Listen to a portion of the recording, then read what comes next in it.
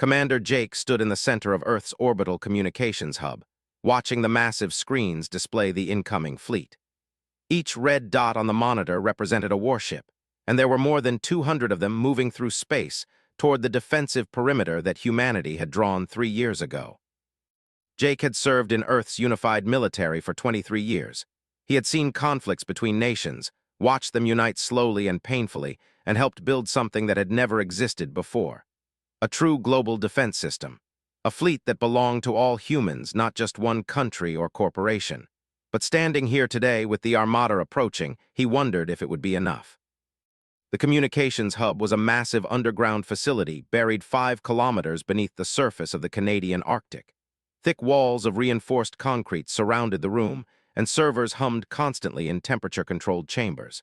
The technology inside was a mix of human innovation and reverse-engineered alien designs that Earth scientists had studied for decades.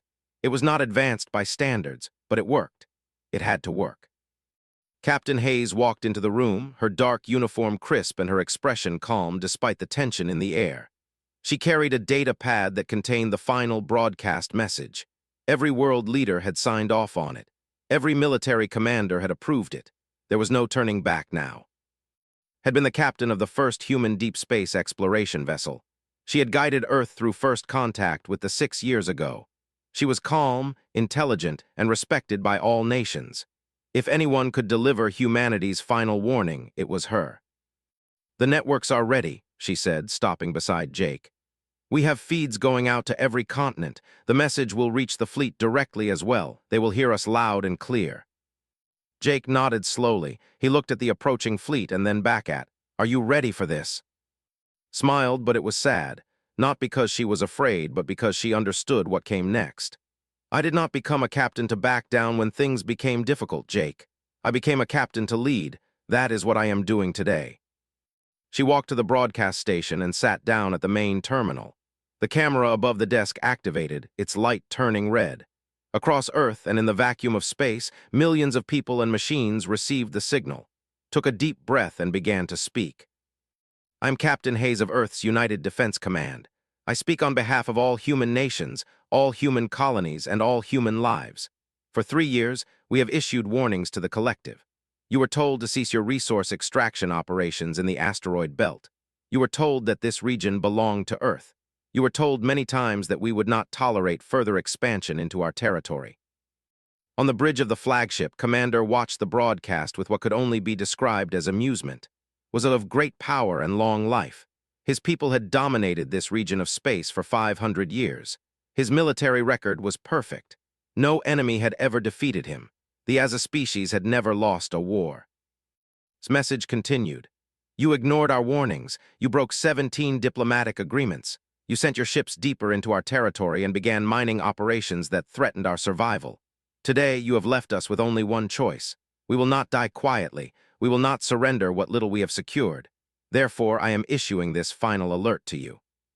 She paused. In that pause, billions of humans held their breath. This was the moment that would change everything. "Any vessel that crosses the defensive line marked at coordinates already transmitted to your navigation systems will be destroyed immediately and without mercy. This is not a threat. This is a promise. This is the final alert. There will be no more words after this. There will only be action." The broadcast ended. Silence fell across the communications hub. Jake watched the fleet continue its approach. The line they had drawn was now visible on the screens, a thin blue boundary in the darkness of space. The warships were moving steadily forward. On the flagship, Commander received the message from the High Council. They were asking for his recommendation. He had studied humanity for 6 years. He knew their capabilities. He knew their weapons systems, their military strength, their resource limitations. The conclusion was obvious. Sent his reply. "Humans are children with sharp sticks. We will crush them and take what we need. Advance the fleet." In the communications hub, Jake watched the screens as the first destroyer crossed the blue line. It was a massive ship, easily 3 times the size of the largest human vessel. Its weapons systems alone could level an entire city. It crossed the line slowly and deliberately, sending a message to Earth that they did not fear their warnings. Jake looked at and she looked back at him. Her face showed no emotion, but her eyes held a terrible sadness and determination. She nodded once. Execute the plan, Jake said into his communication device. Across the solar system, in hidden locations scattered among the asteroid belt and near the outer planets, humanity's weapons activated. Stations that had been disguised as old mining equipment revealed their true nature.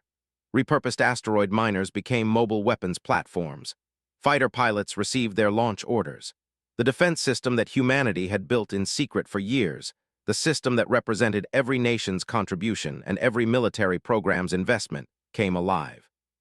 The first salvo of kinetic weapons launched from 3 separate defensive stations. Humans had learned long ago that the most dangerous weapons in space were simple. Rocks moving at high velocity cost very little to produce, but destroyed everything they hit. The first destroyer never saw them coming. By the time understood what was happening, 3 of his capital ships were already damaged, and 1 was destroyed completely. Commander felt something he had never felt before in his long military career: uncertainty. He immediately sent reinforced orders to his fleet, but Jake had already given the final command. The battle had begun. Humanity had drawn its line, and it was holding firm. In the communications hub, Hayes watched the first enemy vessel explode on the screens. She did not cheer. She did not smile. She simply understood that the age of human mercy was over. The time for warnings was finished. Now came the time for action. And humans, descended from a world of hardship and survival, would prove that they were far more than the children believed them to be. The fleet was in chaos. 23 capital ships had been destroyed in the first 30 minutes of combat. They were warriors with centuries of experience, but they had never faced an enemy that could hurt them so quickly and from so far away. Commander his remaining forces and ordered a direct assault toward Earth's inner defense line. Speed was their advantage now. They needed to close the distance and use their superior weapon systems before humanity could inflict more losses. Mitchell was a pilot for the Earth Defense Force, stationed aboard the carrier vessel Independence. At 28 years old, he had never seen real combat before today. He had trained for thousands of hours in simulators. He had memorized every weapon system and every combat maneuver. But nothing could truly prepare you for the moment when the alerts sounded and you realized that people were actually dying around you. Sat in the cockpit of his fighter, a sleek craft called the Falcon. It was smaller than the fighters, but faster and more agile. The communications officer in his helmet gave him the target coordinates. A destroyer was moving directly toward the transport vessel, which carried 15,000 colonists heading to the outer settlements. Those people were sleeping in pods, unaware that their lives hung by the thinnest thread. The moment pushed his engines to full power and accelerated toward the destroyer. He understood what he had to do. The mathematics of the situation were simple and brutal. His fighter had no weapons that could significantly damage a ship of that size, but his fighter had mass and velocity. The only way to stop the destroyer from reaching was to remove that variable from the equation. His mind became clear. All his doubts vanished. He had made his choice the day he joined the military. He had made it when he took the oath to protect human life. Now he was simply following through on that commitment. The destroyer's weapon systems tracked his fighter as he approached. Beams of energy lashed out at him, turning the space around him into a storm of light and heat. Shields flared and held. He pushed the Falcon faster, angling directly at the destroyer's engines. His final transmission was simple: "I am going to buy you time, make it count." The Falcon impacted the destroyer's engineering section at 60 kilometers per second. The explosion that followed was so large that the Independence's sensors registered it as a small sun for a brief moment. The destroyer's forward momentum stopped. Its weapons systems went silent. They had been given a reprieve. 372 kilometers away on the far side of the solar system, something very different was happening.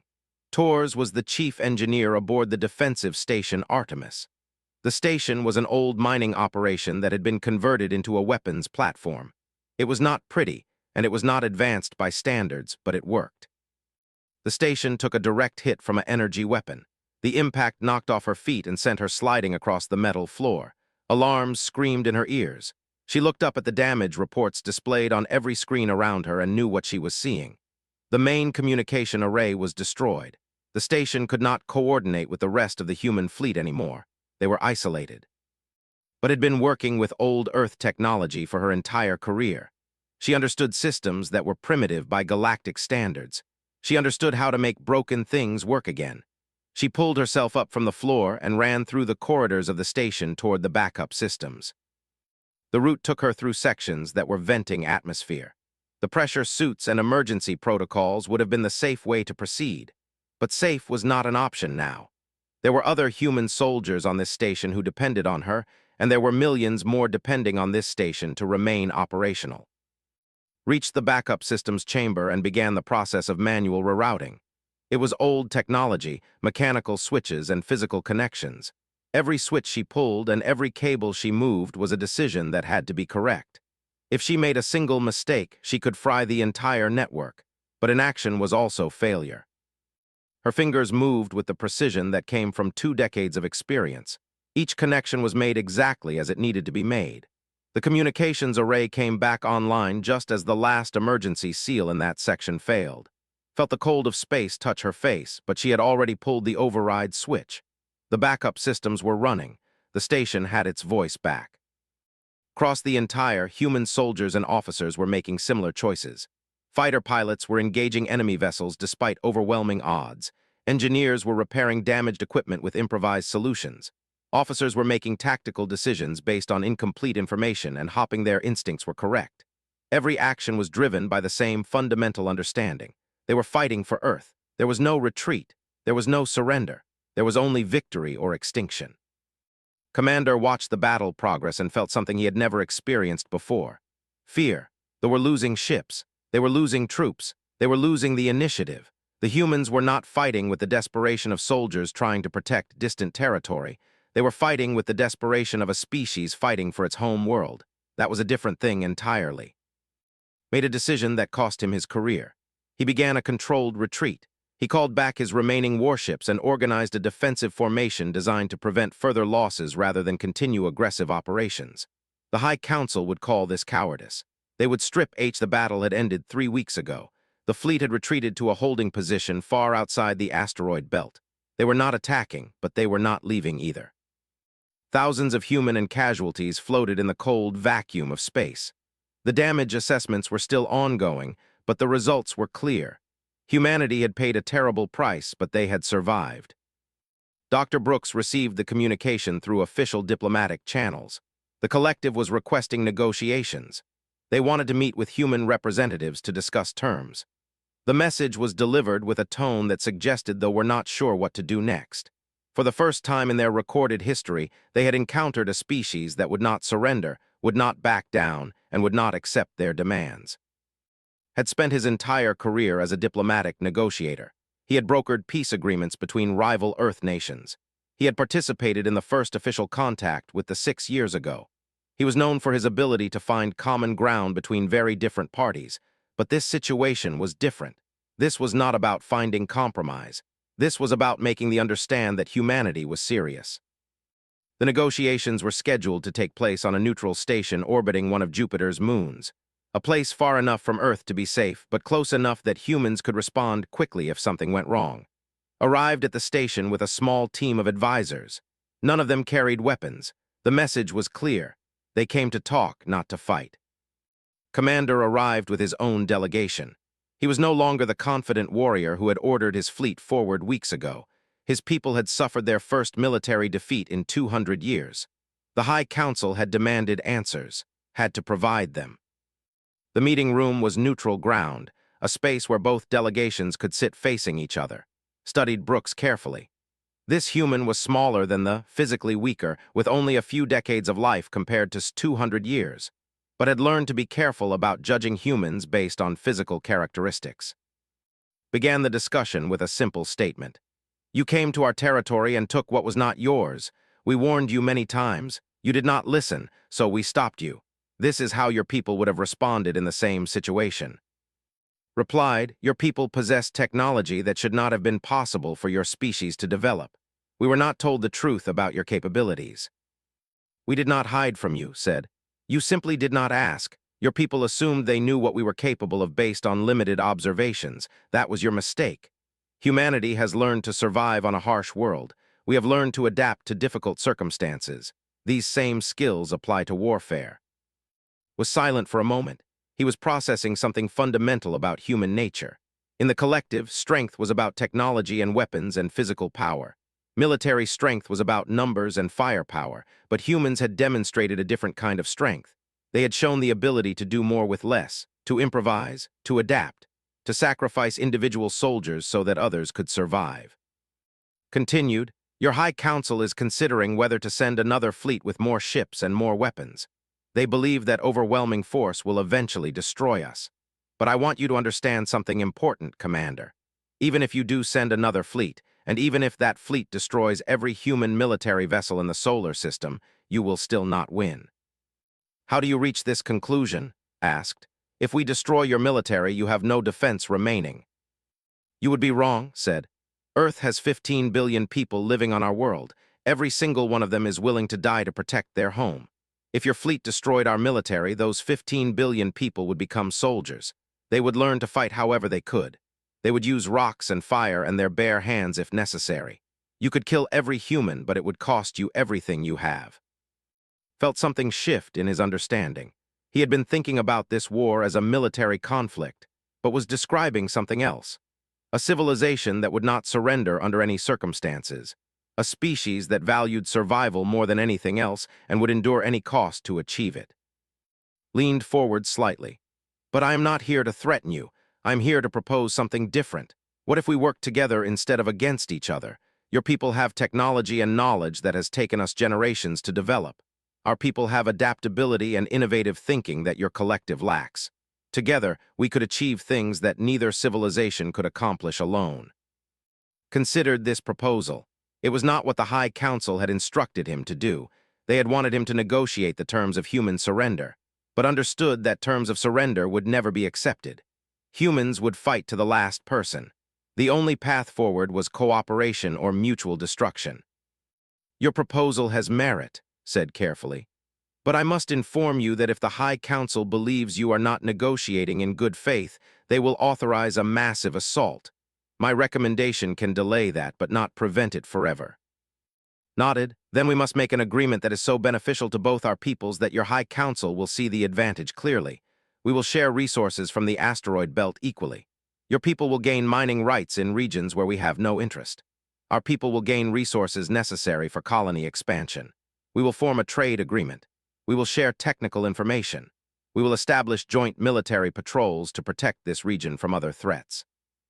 There are other threats? Asked. The question revealed that they had not been concerned about other species in this region. They had believed themselves to be the only advanced civilization that mattered. There are always other threats, replied.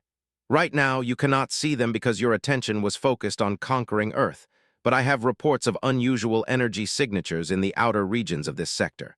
Something is moving out there. If my people and your people stand together, we can face whatever comes. If we remain enemies, we will fall separately. Made his decision. He would recommend the alliance to the High Council. He would present it not as a negotiated settlement, but as the foundation for expansion through cooperation. The High Council might accept that reasoning, or they might reject it, but had learned something important. Sometimes wisdom was knowing when to stop fighting and when to start working with the people you had been trying to destroy. Brooks left the negotiations knowing that the first major threat to humanity's survival had been addressed. But he also knew that his warning about other threats was not speculation. The energy signatures he had mentioned were real, and they were getting closer to the solar system every day. The alliance between Earth and the collective was now 4 months old. Joint defense stations had been established throughout the asteroid belt. Human pilots and pilots trained together in combat simulations. Engineers from both civilizations worked side by side to develop new weapons and defense systems that combined human innovation with technology. Commander Jake and Commander met regularly to discuss strategy and coordinate military operations. The two commanders had become something close to friends, united by their understanding of military necessity and their commitment to protecting both their peoples. They spent many hours planning and discussing scenarios for what they would do if a new threat emerged. That threat emerged on a clear day when the sensors registered an incoming vessel. It was not from the collective. It was not human. It did not respond to any communication attempts, and it was enormous. The ship was at least 5 times the size of any capital vessel. Its design was unlike anything either humans or had ever encountered. It moved with purpose through space, heading directly toward the inner solar system. A message was transmitted on all known frequencies. The words were simple and terrifying. I am the Dominion. I speak for the unified consciousness. You will surrender all advanced technology and submit to assimilation. Resistance will result in immediate extermination. You have one rotation of your local star to accept these terms. In the communications hub, Jake received the message and felt his blood run cold. Captain Hayes was standing beside him, and he could see her processing the same information. This was what Brooks had warned them about, but seeing it coming and actually facing it were two very different things. Jake immediately contacted, "We have a problem, a very large problem." When the two commanders met via video link, his face showed the same concern. The Dominion has attacked multiple civilizations throughout the galaxy over the past century.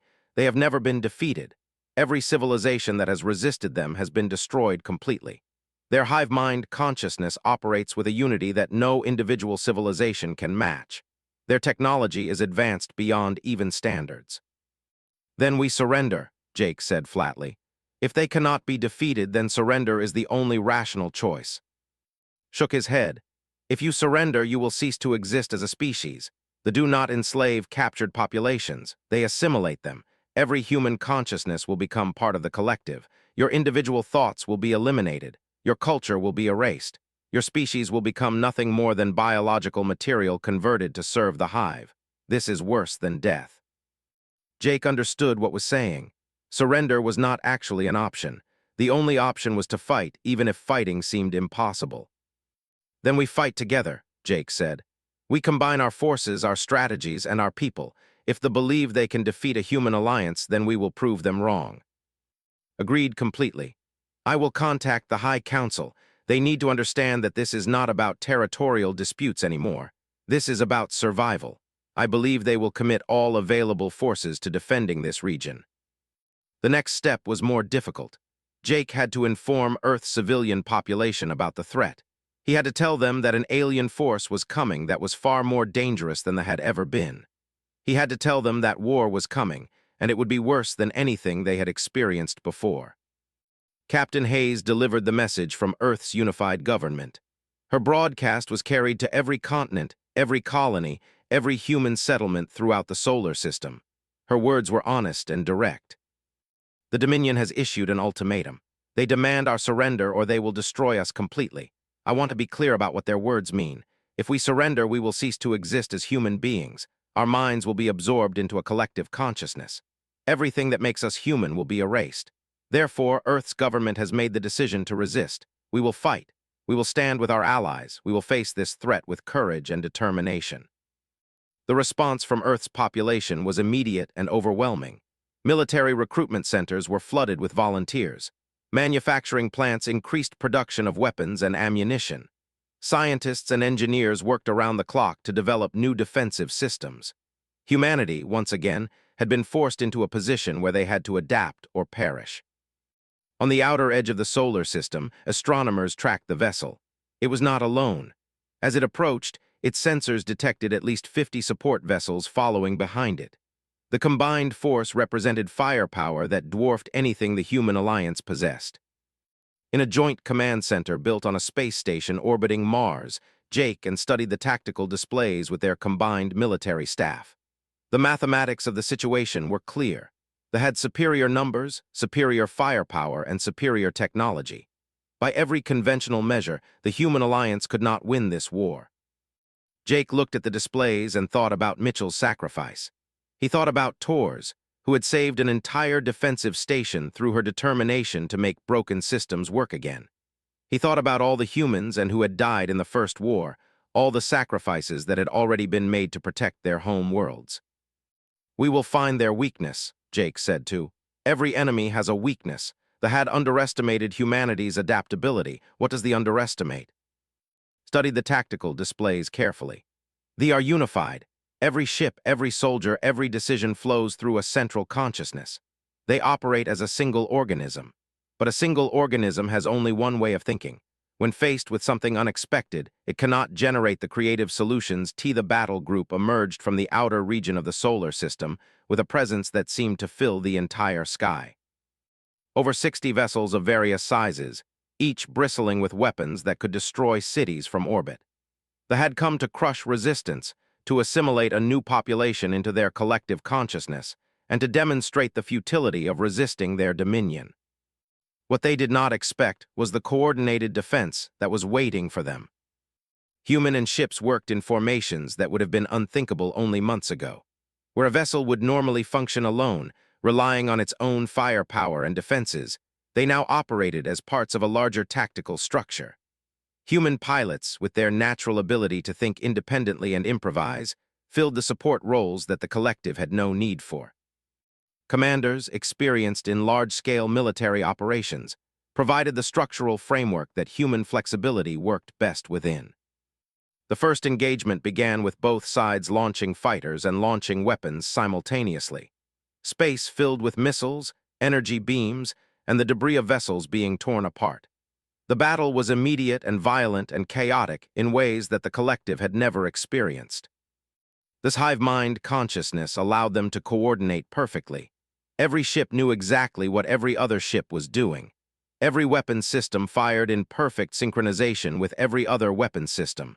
But perfect coordination meant something else as well: perfect predictability. Was a fighter pilot who had studied the design extensively. He had read the reports from previous civilizations that had encountered them. He understood that they flew their ships with mechanical precision, following tactical patterns that had never failed them before because they had never faced an enemy like the human alliance. As executed a maneuver that made no tactical sense by conventional standards, he watched the fighters maintain their formation, unable to adapt to something so unexpected. The flagship issued new orders, responding to the tactical confusion. But the moment it issued those orders, the unified consciousness became vulnerable. Every ship had to process the new information. Every system had to adjust to the new tactical situation. That moment of unified processing became a moment of vulnerability. Saw the opening and ordered the capital ships to exploit it. The flagship's defenses held, but barely. For the first time in its recorded existence, the collective experienced something it could not overcome through unified force. Deep inside one of the defensive stations positioned near Jupiter, Tors was working frantically with a team of human engineers and technicians. The station had taken damage from a weapon strike. The main weapons system was offline. The backup systems were failing. By all measures, the station should have been removed from the battlefield. It was useless. But refused to accept that conclusion. She went back to the oldest human principle she knew: use what you have, work with what is available, find solutions where none seem to exist. We cannot repair the main weapon system, she told her team. But we can repurpose the shield generators to act as weapons. We can redirect the mining laser array. We will create a defensive grid instead of direct firepower. Her counterpart, Engineer T, studied her proposal carefully. The idea violated every conventional principle of weapons system design. The output would be less focused. The power efficiency would be terrible. It would not work according to any standard analysis. This will work, T said, making the decision to support's unconventional approach. Because they will not expect it. They will not have a tactical response prepared for something that should not be possible according to their understanding of weapons systems. The defensive grid activated and began protecting a wide area of space. The targeting systems locked onto the station and calculated that it should be destroyed easily. But then they encountered a defensive grid that should not have existed. The unified consciousness had to process this contradiction. In that moment of processing, human fighters slipped through the defenses and attacked the support vessels. Back in the command center, Jake watched the battle unfold across multiple screens. The initial offensive had been blunted. The human alliance was still losing ships, but they were inflicting losses on the as well. And most importantly, they were not following the tactical patterns they had expected them to follow. "Give me everything we have," Jake ordered. "Launch all reserves. Show that we do not have limits on our commitment. We will spend every ship, every weapon, every soldier before we surrender." The commanders supported this strategy completely. They understood that the collective was beginning to face something it had never encountered before. Doubt, confusion, the possibility of defeat. Entities that operated by unified consciousness did not handle these things well. The turning point came when the flagship attempted to coordinate a new offensive strategy. But they encountered a problem. The human fighters were making moves that seemed completely illogical. Some pilots were flying directly at weapons systems instead of away from them, sacrificing themselves to create openings for other pilots. Some ships were transmitting false tactical data that confused the targeting systems. From a purely logical standpoint, these actions made no sense. They reduced overall combat efficiency. They wasted resources. They violated every principle of optimized warfare. But they worked. The collective found itself unable to predict what an enemy would do when that enemy was willing to die for their objectives. The unified consciousness had evolved to be efficient. It had evolved to maximize output and minimize waste. But efficiency meant very little when your opponent would sacrifice themselves if it meant advancing their cause. Dr. Brooks watched the battle from an observation platform on one of the human vessels. He saw something that the collective did not understand. Individual humans, acting with individual agency, making individual choices, could create outcomes that a unified consciousness could not predict. Humanity's greatest weakness, their division and their diversity of thought, had become their greatest strength. One by one, the support vessels were destroyed or disabled. The flagship remained intact but suffered damage to its systems. The unified consciousness made a decision that represented something close to fear. It decided that continuing the assault was not optimal. It ordered a retreat.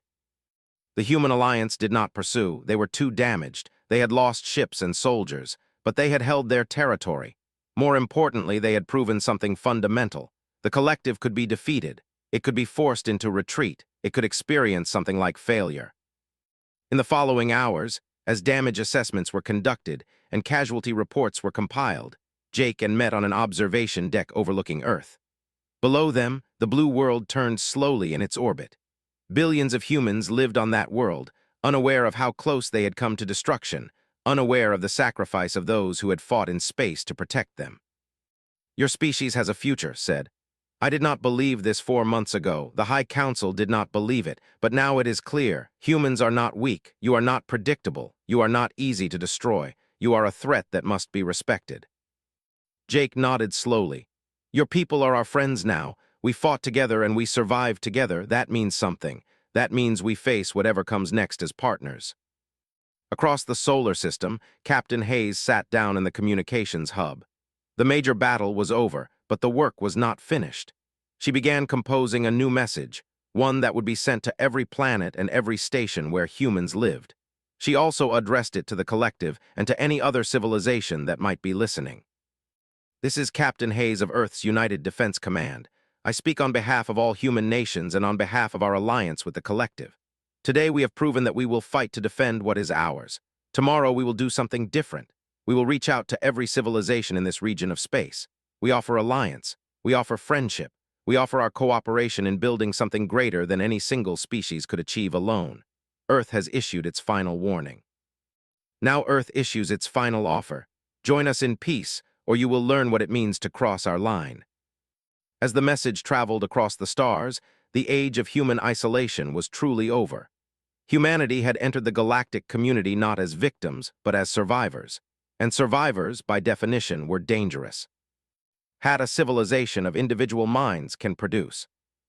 "Then we will be unpredictable," Jake said.